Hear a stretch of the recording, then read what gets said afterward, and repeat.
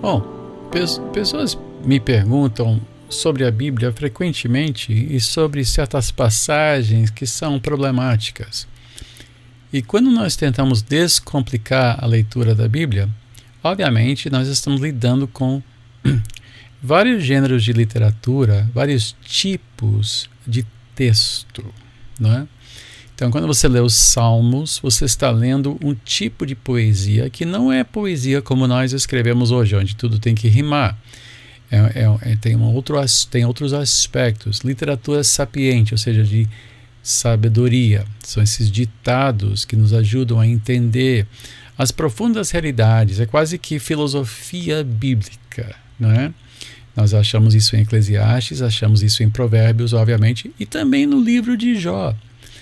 E quando nós falamos sobre história, nós entendemos que tudo que a Bíblia diz é verdade.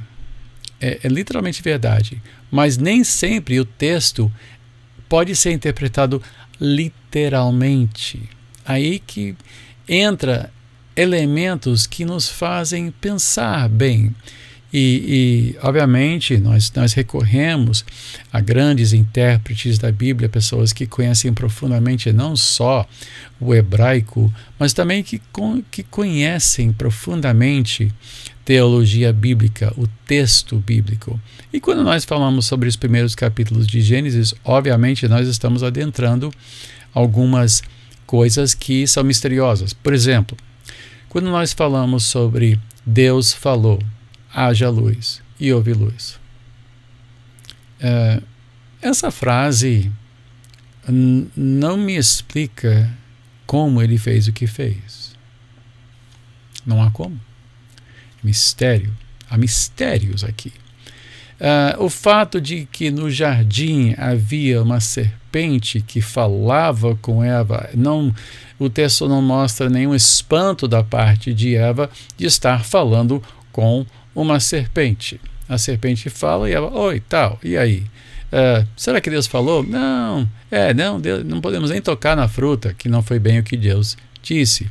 E há elementos aí que parecem mitológicos, mas não são. É uma linguagem que expressa verdades não transcendentes. Houve um jardim, Deus criou o homem e a mulher no jardim, colocou eles no paraíso, havia um parâmetro, podiam comer de tudo, mas não podiam comer desta árvore. Satanás estava presente. Como é que ele estava presente? A Bíblia não explica, mas a Bíblia, o texto nos mostra claramente o início de tudo. E mais, há coisas que são estranhas. Por exemplo, no capítulo 1, descreve todos os 6 dias de criação, e depois no capítulo 2, versículo 4, começa tudo de novo. Diz, esta é a gênese dos céus e da terra quando foram criados, quando o Senhor Deus os criou. Ou seja, peraí, está começando de novo? Começou no início, no princípio Deus criou, e agora no segundo capítulo,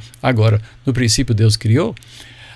Há uma recapitulação da criação, mas agora mostrando um aspecto um pouquinho diferente, né? Mostrando mais especificamente a criação do homem. No primeiro capítulo, criou o homem. E no segundo capítulo, também criou o homem, mas viu que não era bom que o homem estivesse só. Então ele separou o homem em homem e mulher, macho e fêmea. E como é que é isso? Tirou da costela, tirou parte dele. O homem, antes de ser separado em 2 partes, era mais do que apenas o homem macho. Ele era algo diferente, possivelmente. Obviamente, ao nos dar essa narrativa, Abraão está nos ensinando, aliás, Moisés estava nos ensinando fundamentalmente o seguinte: Deus criou o homem, Deus criou tudo que há, tudo que existe foi criado por Deus. Agora, esses mistérios, pessoalmente eu não tenho grande dificuldade com isso, mas eu entendo que há uma linguagem. Eu não sou tão preocupado em saber cada parafusete rebimboca de como funcionou isso e se foram 6 dias. ou se foram 6 épocas, ou se foram 6 categorias de criação. Eu creio que a narrativa fala de 6, é uma estrutura que Deus criou. Ele colocou a sua criação em ordem, e esta ordem foi expressada em 6 dias. 7º dia ele descansou.